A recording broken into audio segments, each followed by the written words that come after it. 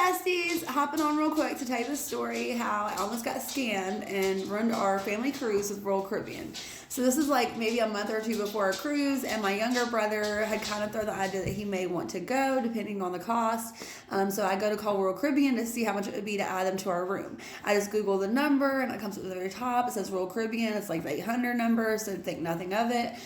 Give them a call. The guy sounds like he works for Royal Caribbean. They answer the phone. Thank you for calling Royal Caribbean. He asked me for like my name, my reservation number, my birthday, like, just look up a reservation, tells me what it would cost to add the additional people. I'm like, okay, great. Like, we'll get back with you.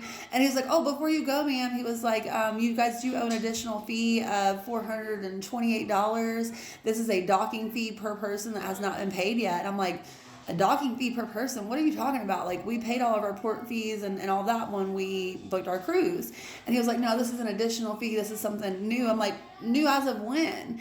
And he was like, as of April 2024. And granted, this was like this was the beginning of 2025. So I was like, I've been on like 2 cruises since then, and I've never heard of that. I was like, and I've been on cruises with Royal Caribbean specifically and Carnival. And he was like, well, yeah, you will not be able to get on the ship. They will turn you away and you will lose your cruise if you don't pay this $400 and something. And I was just pissed. I wasn't even thinking this is a scam. I was just like mad that they were trying to get more money out of me. Or trying to say something I didn't pay, something that I did pay. So I was just like, we'll get back to you, and hang up.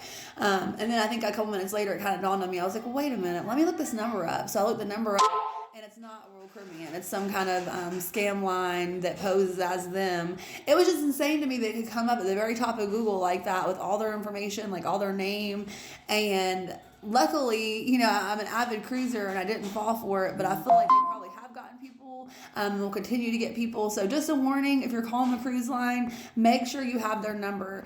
Even just go to their website and get it if you're not 100% sure when you're searching, online. Luckily, I did figure it out. I called the cruise line. I was able to put like a passcode on our reservation so that way nobody could mess with it. I've heard of people like canceling their cruises when they weren't able to get the money out of them and things like that. So just a heads up, be very, very careful. See you next time.